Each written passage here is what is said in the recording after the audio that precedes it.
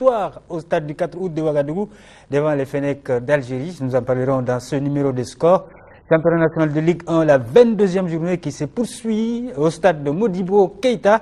Eh bien, le match au sommet, c'est ce mercredi entre le Stade Malien de Bamako et le Djoliba Athletic Club. Euro 2012, il en sera question. Oui, nous avons eu l'occasion de voir pratiquement toutes les poules puisque la dernière poule s'est produite ce soir.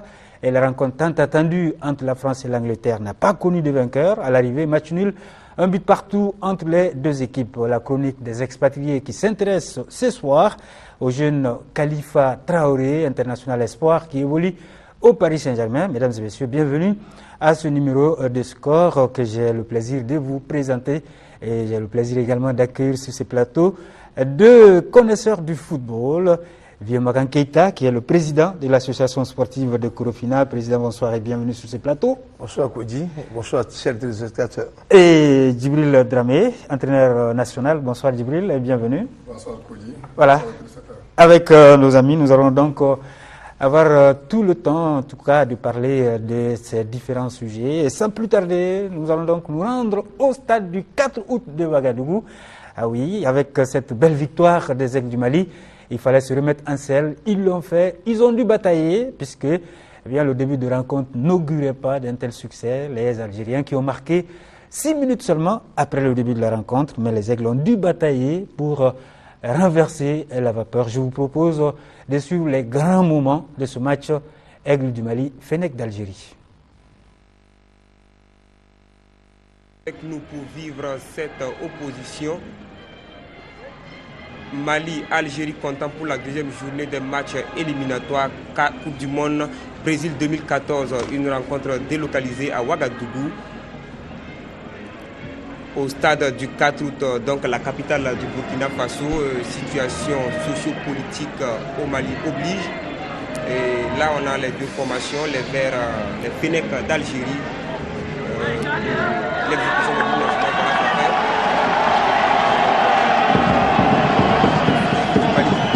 recevoir au stade du 4 août les Fennecs d'Algérie, un match délocalisé pour raison de sécurité. Voilà, vous savez très bien que la situation socio-politique au Mali n'est pas des plus enviables. Et c'est l'hymne national du Mali que nous allons écouter à présent.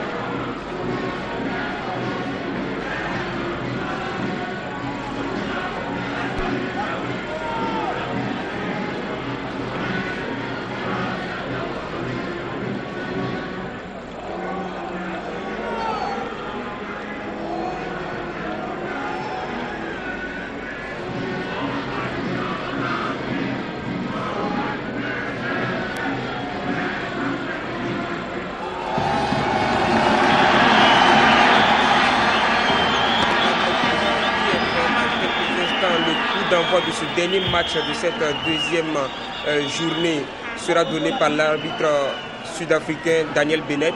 Il sera assisté de ses deux compatriotes Sandil Dilikan et Lindy Kaya Bolo.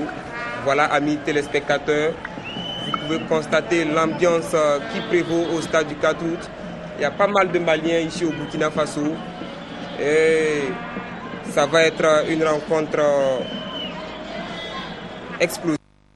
La voix sera donnée incessamment par Daniel Bennett. Voilà le monde ici au stade du 4 août, venu pour soutenir à bout de bras ces deux formations. Une petite chambre quand même parce que c'est pas évident. Et voilà, c'est parti pour 90 minutes. Khalilou Traoré qui évolue au Danemark à OB Odense.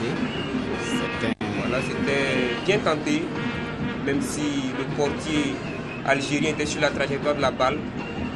Quand on a des difficultés pour entrer balle au pied, il faut déclencher des frappes à distance. Attention, et voilà le but sur une incompréhension entre défenseur et portier. c'est l'Algérie qui ouvre le score alors qu'on joue seulement 6 minutes ici au stade du 4 août de Ouagadougou.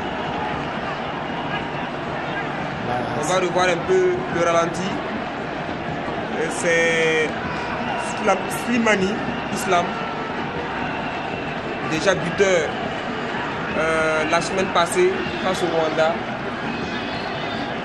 Là, il n'était pas titulaire. Il n'était pas titulaire. À la 76e minute et à la 79e minute, déjà, il a marqué. Alors que nous voilà. voyons le ralenti. Vous voyez un peu, faute de main du portier. Et c'est là, c'est par ces gens de trucs qu'on reconnaît un peu les grands attaquants. Il faut poursuivre l'action jusqu'au bout. On ne sait jamais. Et voilà, les Maliens qui se retrouvent dans une situation délicate. Il faut réagir.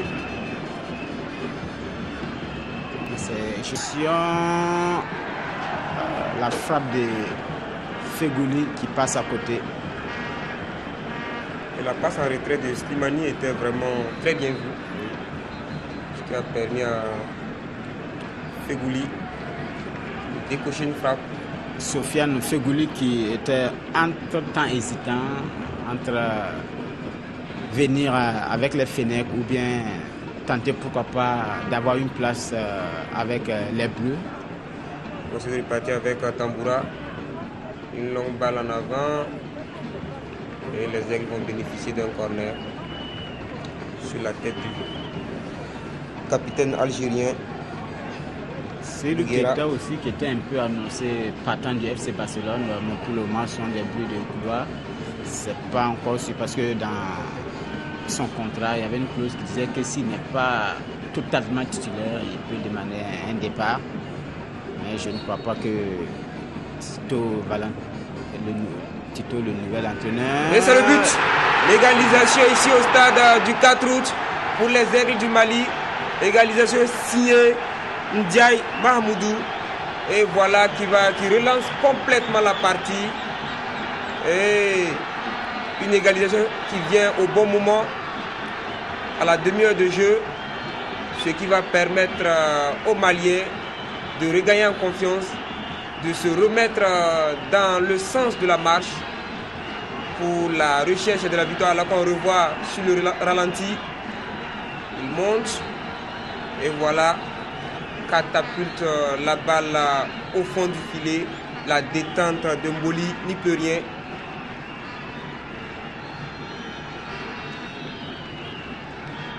Très bien joué de la part du défenseur malien qui est venu sur cette avec Modibo, Kalilou Traoré. Très bon milieu de terrain ce Kalilou que nous sommes en train de découvrir ici au stade du Kalilou Traoré qui évolue du côté de Odense. Alors que là c'est une autre frappe malienne repoussée difficilement par portier algérien. Je crois que les Maliens ont compris. Les Maliens ont compris que il faut tenter des tirs et ce ne sont pas les tireurs qui manquent au sein de cette formation malienne. On a vu sur ces deux actions-là qu'ils peuvent mettre en danger les Fennecs d'Algérie, les Maliens qui sont en train de revenir dans la rencontre. Et ça, c'est une bonne nouvelle pour les Aigles. Modibo qui tente une frappe, mais c'est contré par la défense algérienne.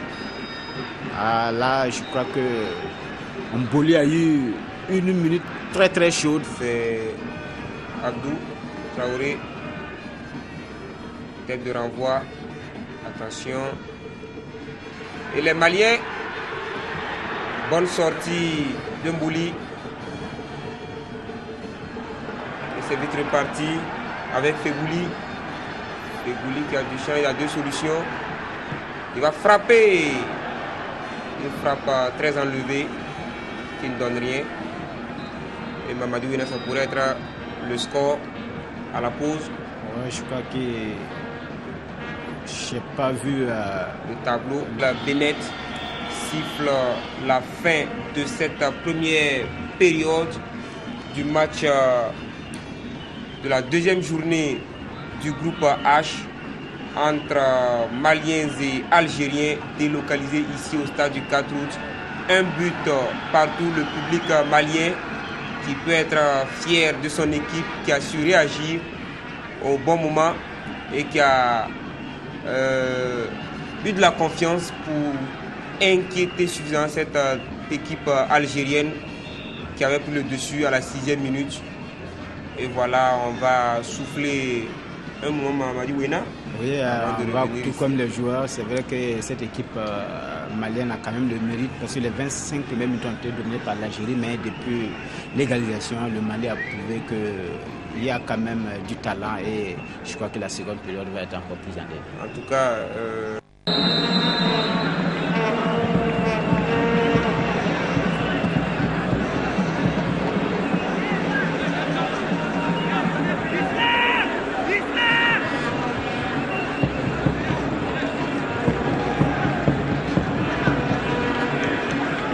rien.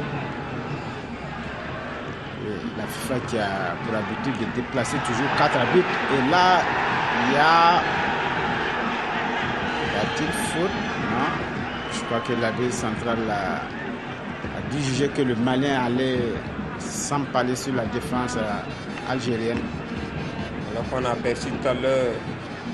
On le voit, c'est Kalilou. Oui, il y a le tatouage monstre de Monsieur Benel qui est le seul maître du jeu. Sinon, j'aurais cru à une obstruction défenseur. Et voilà, c'est enveloppé malheureusement. Ça va passer largement au-dessus de la transversale de Moli. Du 4 août, le 32e mondial face au 43e mondial. L'Algérie qui a gagné 6 places là, au dernier classement FIFA qui est tombé le 6 juin dernier. Et là, c'est l'occasion de le dire, le Burkina a dégringolé de 6 places. Alors quand on le voit, la frappe de Sambassou. Une belle situation de jeu. Très bien joué la part du milieu offensif malien. Est-ce que le gardien, non, oui, je crois que le gardien avait touché la balle. Le corner qui a été un peu au du ralenti, n'a pas pu suivre le corner alors que sont les Algériens. Sur le côté gauche. Donc les supporters. Très beau centre. Sur cette reprise de Diabaté, Cheikh Tidiane, qui ne donne rien, raté plutôt, alors que c'était bien servi. C'était quand même difficile à réaliser cette action. Il a osé, malheureusement, il n'a pas pu avoir la balle. Mais c'est ça où Cheikh Diarra qui fait son entrée. Encore 10 minutes à jouer dans cette rencontre. Coup franc, le Mali sera exécuté. Traoré, il n'y aura rien. Je crois qu'il y aura un corner quand même. La balle a dû être déviée par un défenseur algérien.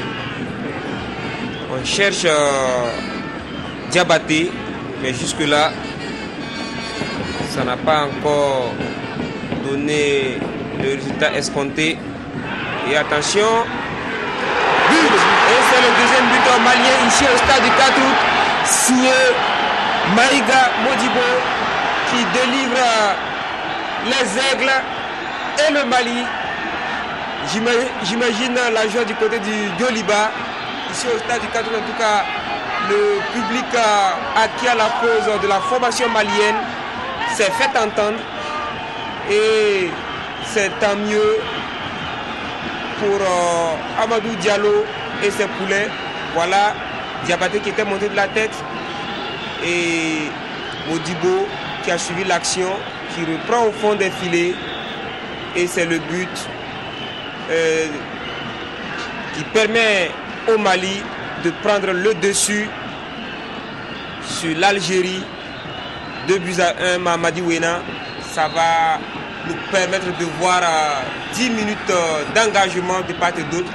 Les Maliens pour sauver cet acquis et les Algériens qui vont sans doute essayer de réagir sont capables. Parce qu'une victoire, un corner qui va partir et une mauvaise reprise. Voilà, on va donc rester au stade du 4 août de Ouagadougou puisqu'à la fin de la rencontre, nos envoyés spéciaux Cheikh Amadou Bari et Toumani Diabaté ont recueilli des impressions que je vous propose de suivre. Alors, on va suivre les impressions que Cheikh Amadou Bari et Toumani Diabaté ont donc recueillies juste après cette rencontre, cette victoire des Aigles du Mali sur les Fennecs d'Algérie. Alors, est-ce que les réactions de l'autre côté vont donc suivre? Alors, on me fait signe de continuer. Alors, on va donc continuer donc avec le championnat de Ligue 1. Alors, on va aller avec les interviews, les impressions donc recueillies par nos envoyés spéciaux Cheikh Amadou Bari et Toumani Diabaté juste après la rencontre.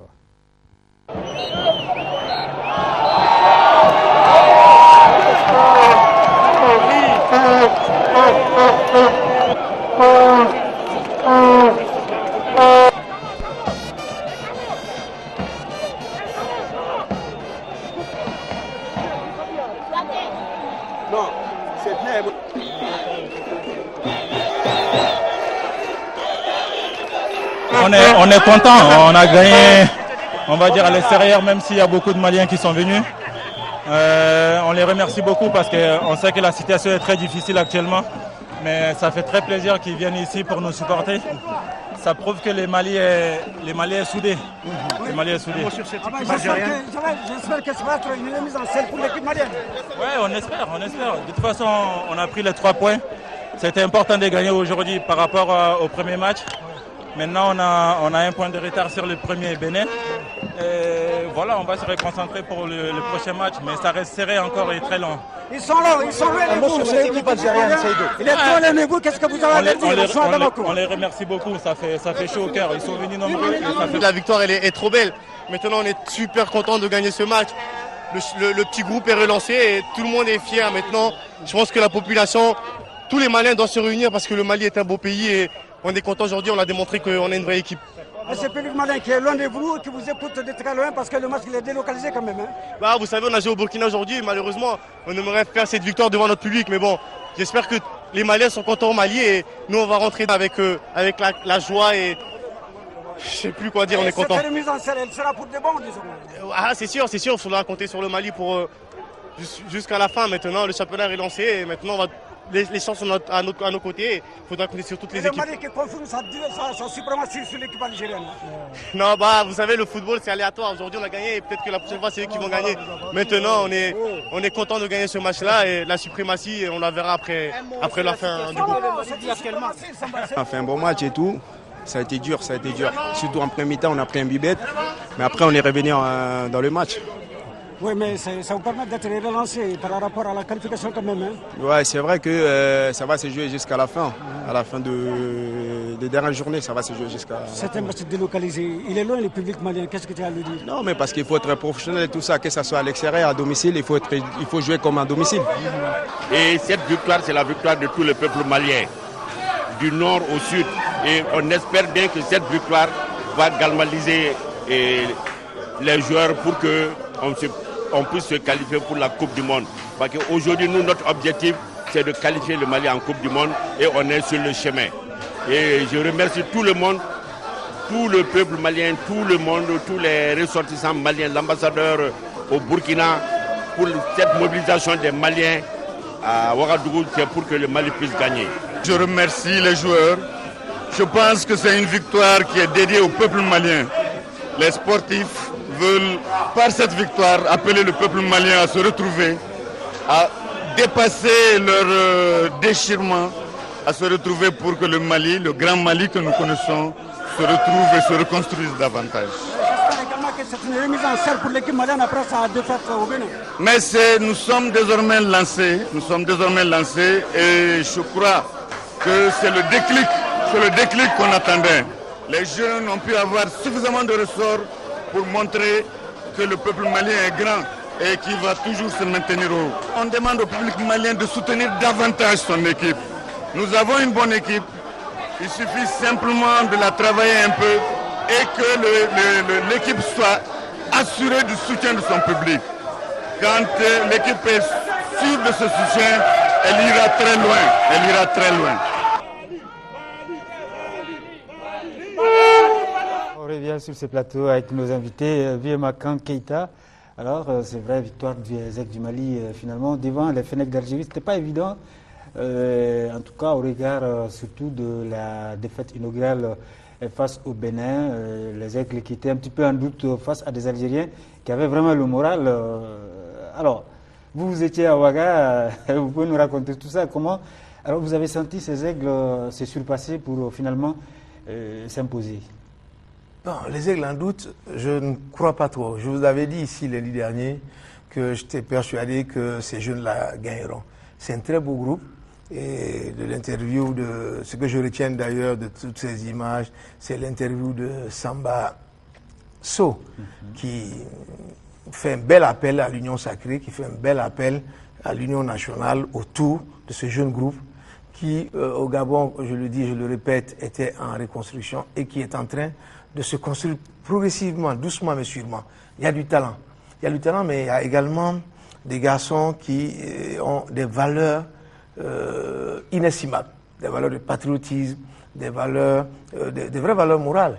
Voyez-vous, on prend un but à la 6e minute, ce qui était vraiment contrariant pour nous. Ça déjouait certainement tous les plans concoctés par-ci, par-là, mais ils ont les ressources morales nécessaires pour revenir dans ce match égalisé.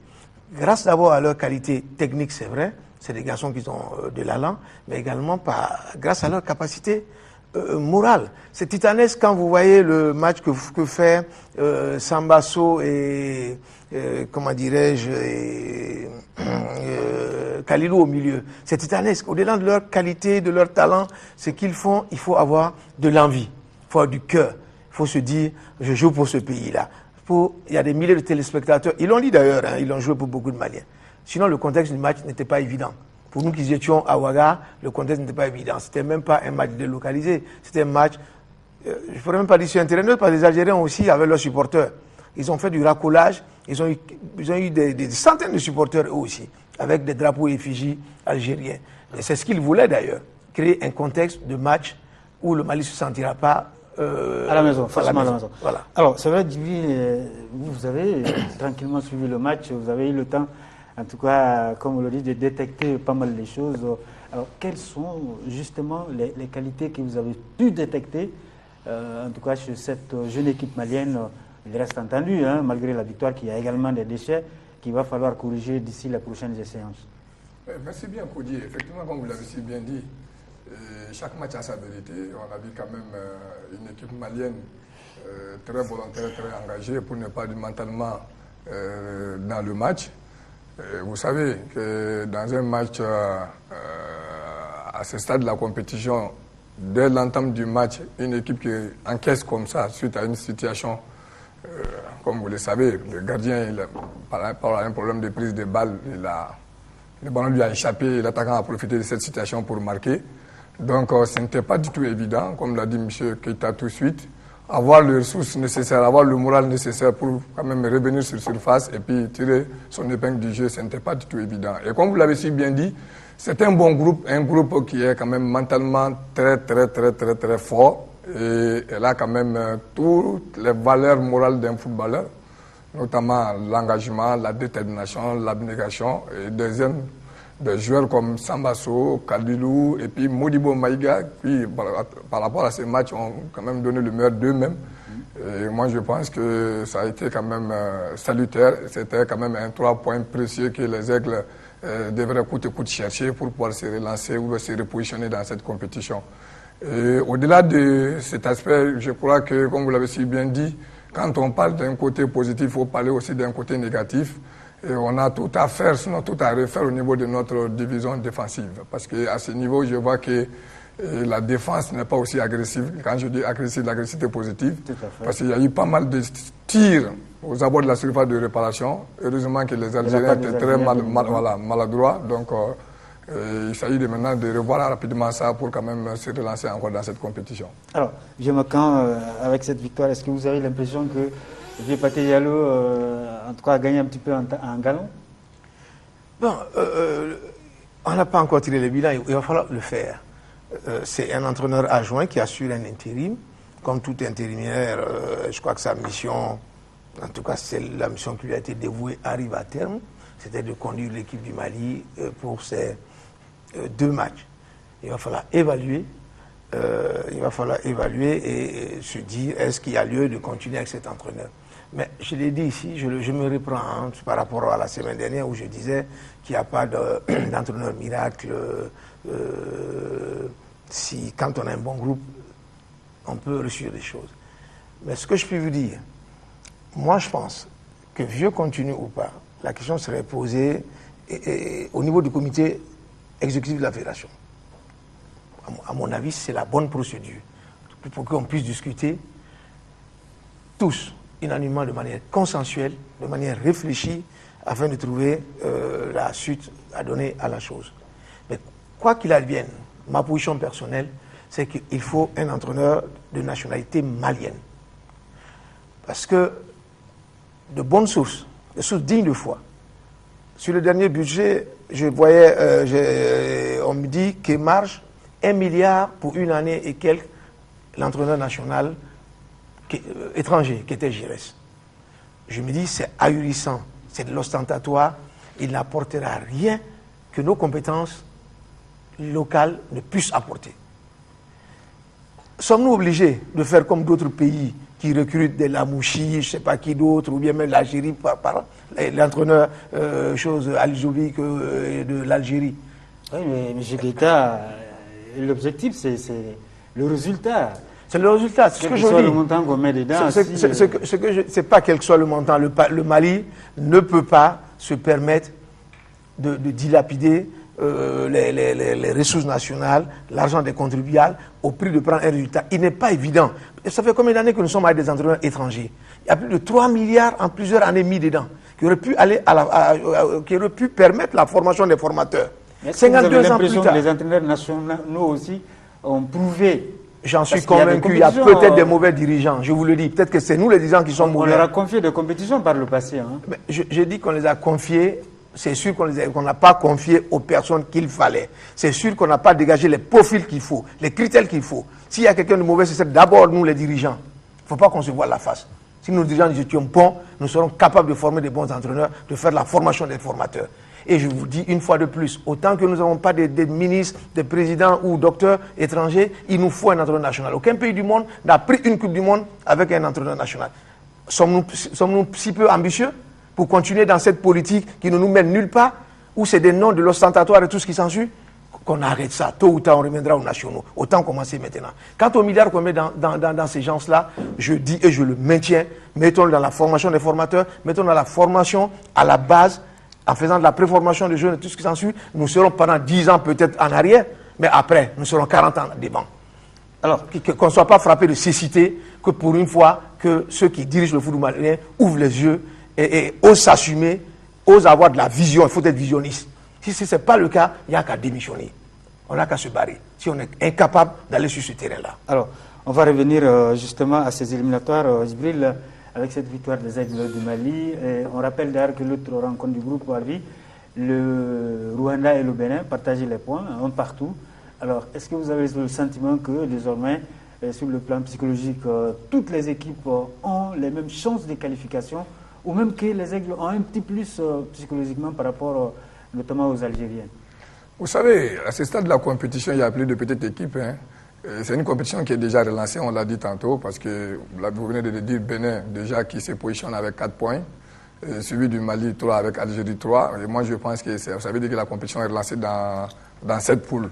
Et le coup est jouable pour toutes les équipes, excepté le Rwanda, qui n'a pas assez d'expérience. Je pense que eux, le Mali, eux, le Bénin et l'Algérie ces 3 équipes ont leur chance à jouer dans cette compétition. Et au fur et à mesure qu'on évolue, je pense que les uns et les autres vont se confirmer davantage parce que ce n'est que les premiers matchs, hein, les 2 premiers matchs, donc le reste des matchs c'est dans 3, voire 4, 5, 6 mois, c'est jusqu'en mars. Donc les uns et les autres ont le temps nécessaire de pouvoir corriger beaucoup de choses et surtout déjà, ils se sont vus.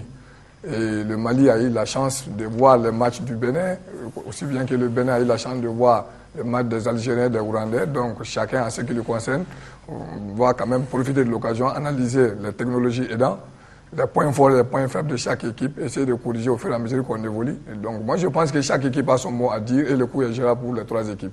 Et quant à l'équipe malienne, vous l'avez dit tantôt, bon, c'est un bon groupe qui essaie de se confirmer parce que depuis la CAN Guinée équatoriale, Gabon, jusqu'à aujourd'hui, on voit que c'est des jeunes qui se confirment de jour en jour. C'est vrai, il y a eu le faux pas du Bénin.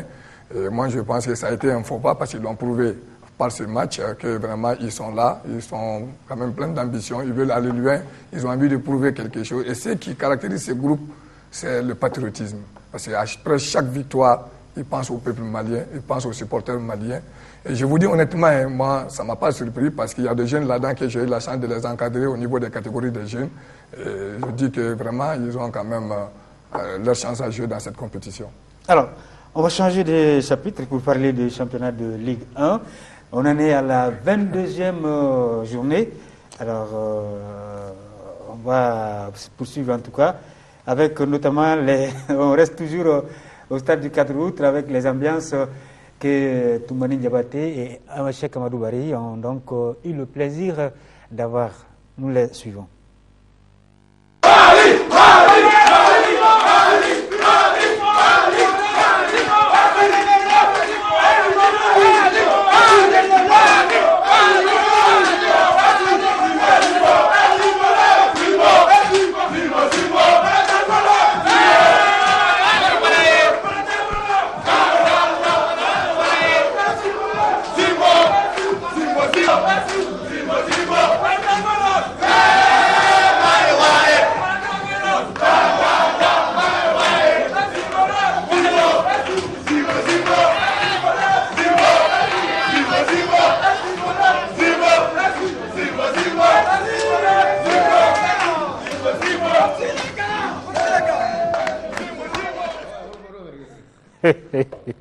En tout cas, belle ambiance dans la vestiaire des Aigles du Mali au stade du 4 août de Ouagadougou. On revient maintenant au championnat de Ligue 1 avec la 22e journée. Eh bien, samedi, 22e journée qui a donc démarré avec 3 rencontres au stade Modibo Keïta. Le Sigidé Kaï qui a failli, encore une fois, surprendre agréablement face au centre Salif Keïta. Au final, c'est un partage de points qui a sanctionné la rencontre. Ah oui, l'ASCO, l'âge victoire des hommes du président Vieux Magan Keïta devant les 11 créateurs de Nyarela. Nous suivons le résumé des 2 matchs avec Diara Konaté. Dans cette rencontre ASCO 11 créateurs, les données sont claires. Pour l'association sportive de Korofina, il faut se battre pour être dans le trio des têtes. C'est un match de derby. Depuis en DD, on joue contre 11 créateurs, c'est pas facile de jouer contre eux. C'est pour cela qu'on a bien préparé ce match-là parce qu'on a fait plus de 3 défaites. Quant aux représentants de Nyarela, c'est de rester en Ligue 1. Le duel tant entendu entre les 2 équipes n'aura plus lieu. ASCO met fin aux séries des matchs nuls des 11 créateurs. Les jeunes de Korofina, présents tactiquement, surprennent les 11 créateurs en mettant 2 fois la balle au fond des filets. Le premier but est occasionné par Moussa Kone qui résiste dans la défense adverse avant de trouver la tête de Sidiki Kourouma à la 25e minute. Les 11 créateurs encaissent le deuxième but sur un coup franc à la 30e minute. L'auteur de but est Moussa Kone. La réduction du score intervient à la 37e minute sur une balle boxée par le portier de l'ASCO, Bosso Munkoro, et reprise par Mahamadou Koulibaly. Après la pause, Mahamadou Diawara aggrave le score sur penalty à la 60e minute. Puis Boubacar Diarra inscrit le 4e but de l'ASCO à la 70e minute. 4-1, score final. Ouais, bon, on nous a toujours dit que c'est un début. Depuis la 2e division, l'ASCO et les 11 créateurs, c'est toujours un début. De la 2e mi-temps, on est bien rentré dans le match, on devait égaliser, c'est sûr, on devait égaliser. Mais avec le pénalty qu'il nous a donné, sincèrement, on n'a pas pu. On était découragés, tous les joueurs étaient motivés, découragés. Pour ce second match, les centristes ont échappé belle face au Sigidé Kaï qui avait gagné à l'aller 3-0 au stade Makoro Sissoko. Après quelques rares occasions du CSKA, le match se joue à sens unique pour les visiteurs. Les plus chaudes actions se passent en seconde période. Au 62e et 70e minute, une série de ratés incroyables des attaquants kaisiens. Au terme de cette rencontre ouverte et physique, le CSKA est visiblement heureux. On pensait avoir une victoire aujourd'hui. Imaginez les points, ce n'est pas aussi grave que ça. On a eu des moments où tout était très facile. On est tombé maintenant dans la difficulté. On va revoir, mais je sais qu'Inch'Allah, ça marchera. On était venu pour une troisième victoire, mais CSKA s'est bien préparé cette fois-ci. Il y avait beaucoup plus de tenue encore dans le jeu, il y avait beaucoup plus de physique. Donc le nul, ça va, je suis satisfait de ce résultat. Pour la suite du championnat, seule l'efficacité et la sérénité des joueurs demeurent la clé du succès. Le championnat, 22e journée, et cet après-midi, il y avait 2 rencontres au stade Modibo. La large victoire de la Jeanne d'Arc devant le stade malien de Sikasso 4-0. Et l'AS Police, qui se réveille. Victoire des policiers 2-0 aux dépens de l'ASB. Et demain, Assom COB et AS Real AS Bakarijan de Baroueli. La rencontre au sommet, c'est pour mercredi, entre le stade malien de Bamako et le Djoliba Athletic Club. Alors, Président, c'est vrai que l'ASCO, qui enchaîne les résultats, mi raison, on peut dire ça comme ça, parce que à Koulikoro, défaite, mais large victoire aujourd'hui, ça veut dire que l'équipe, en tout cas, même au moment où on pense qu'elle se perd un petit peu, elle relève la tête, surtout à l'issue de ce duel-là. Quel est l'objectif finalement? C'est vrai que l'ASCO, ce n'est plus le maintien, mais les places africaines désormais. Je vais être très clair avec toi. C'est que j'ai du mal à accrocher mon jeune frère Djibi, qui est, si tu veux, le concepteur du jeu de l'ASCO, mais j'ai du mal à l'accrocher. Si je l'ai, je suis champion, il n'y a pas de souci. Ça, je peux vous dire. J'ai partagé tellement de complicité avec lui et tout le monde, tout Crofina, je me suis dit, bon, mais voilà, c'est le gars qu'il nous faut. Mais c'est maintenant. Alors, il va falloir que une possibilité un jour, Djibi? Non, il va falloir que je recherche un autre Djibi. C'est une possibilité. Ça peut être une possibilité un jour. Non, à l'impossible, nul n'est tenu. Je ne l'ai pas, je vais chercher, je vais réinventer un autre Djibi. Voilà. C'est pourquoi on a des hauts et des bas. C'est pourquoi on a des hauts et des bas, c'est-à-dire que parfois on a du mal à garder nos valeurs, parfois on a du mal à garder les garçons dans une concentration maximum. Parce qu'en fait, l'ASCO, si vous voyez bien l'ASCO jouer, c'est les principes de jeu. C'est les principes de jeu qui sont basés sur la mobilité des garçons, qui sont basés sur l'engagement des garçons, sur l'enthousiasme, surtout aux jeunes, l'enthousiasme des garçons. Une fois qu'on n'est pas dans cet état d'esprit, on perd notre latin et bon, mais on a les résultats qui finissent par être en dents de scie. Sinon, quand on arrive à bien cadrer les garçons, quand on arrive à les garder bien dans leur tête, il est assez évident qu'on arrive à produire le jeu que l'on souhaiterait.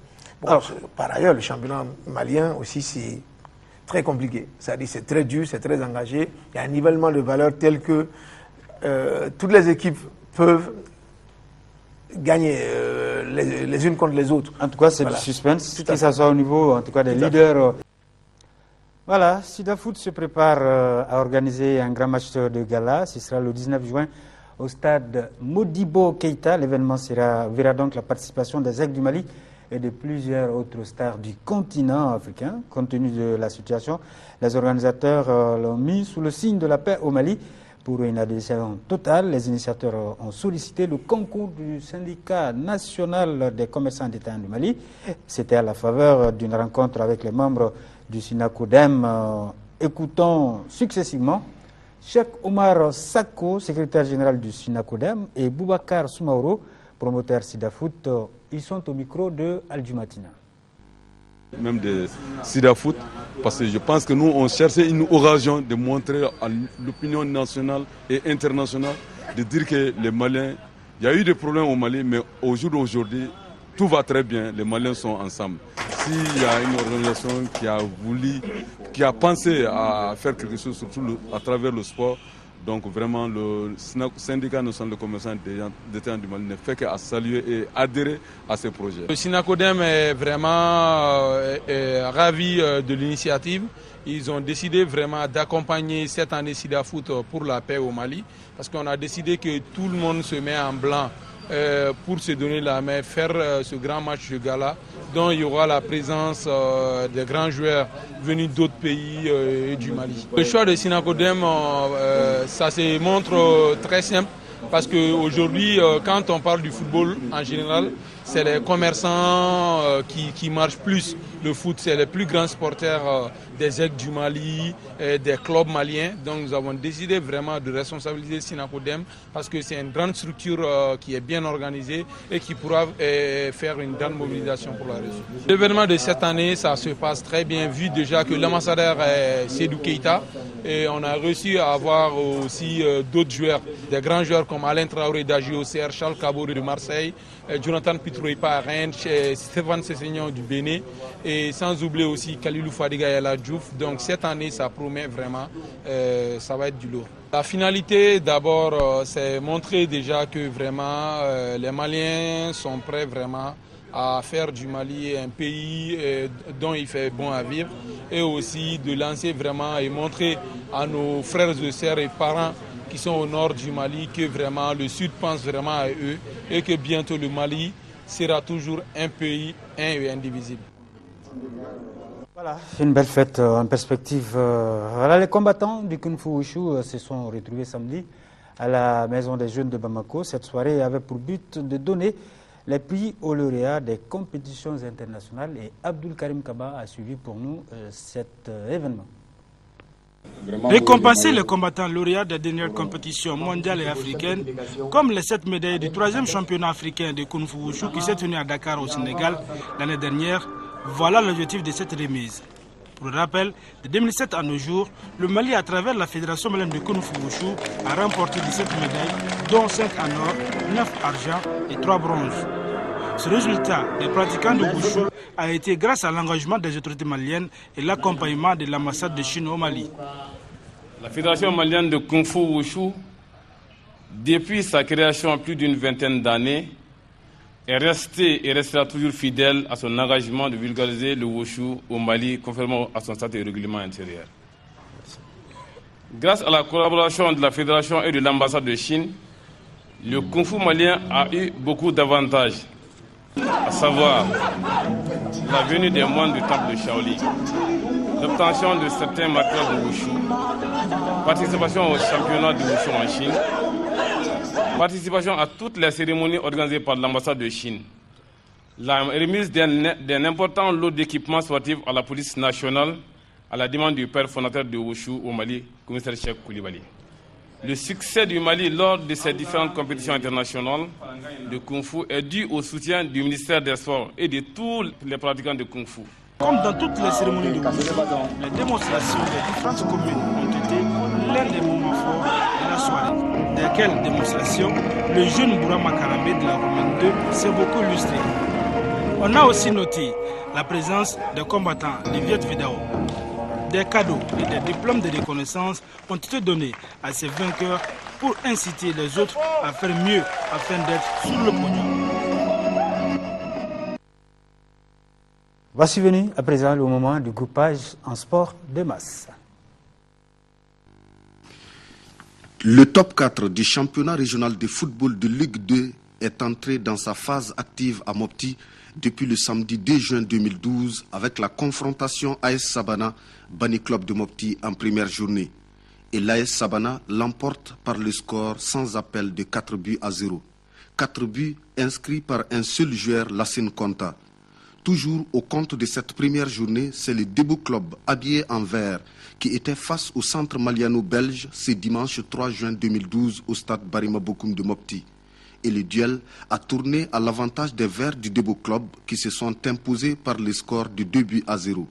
C'est d'abord à la 21e minute que le dossard numéro 15, Hamidou Konaté, lobe le portier du centre maliano-belge Moussa Samake par un coup de tête magnifique pour loger la balle au fond des filets. Ensuite, à la 66e minute, sur une passe lumineuse du dossard numéro 14, Drissa Diawara, aux abords de la surface de réparation du centre maliano-belge, le même Hamidou Konaté fait le break en inscrivant le deuxième but du Debo Club. Une rencontre à l'image de laquelle on peut espérer que les prochaines rencontres de ces top 4 prévoient en perspective de beaux spectacles. Et tout cela doit se passer en toute sportivité dans le plus grand fair play. L'équipe qui sera la mieux structurée, la mieux préparée, deviendra champion 2011-2012. Et juste, je lance encore un appel vraiment aux supporters, à tout le monde sportif, qu'ils sachent que c'est le football, c'est un jeu avant tout. Après le football, on se donne la main et on rentre à la maison. La deuxième journée de ce top 4 prévoit le samedi 9 et le dimanche 10 juin les rencontres Centre Maliano-Belge, Bani Club et AS Sabana Debo Club. En troisième journée, le Debo Club sera face au Bani Club le samedi 16 juin et l'AS Sabana va en découdre avec le Centre Maliano-Belge le dimanche 17 juin. Tous les matchs vont se jouer au stade Barema Bokoum de Mopti. Durant 2 mois, sur le terrain Château d'Inzerni, 18 équipes ont préparé à la première édition de la Coupe Nyamandao. Pour la finale, Manchester United est face à l'AS Zerni. Présentation des acteurs aux officiels, coup d'envoi symbolique donné par les parrains, le match peut commencer. Pendant les premières 45 minutes, les filets n'ont pas tremblé. Devant l'assistance, la deuxième n'apportera pas de changement.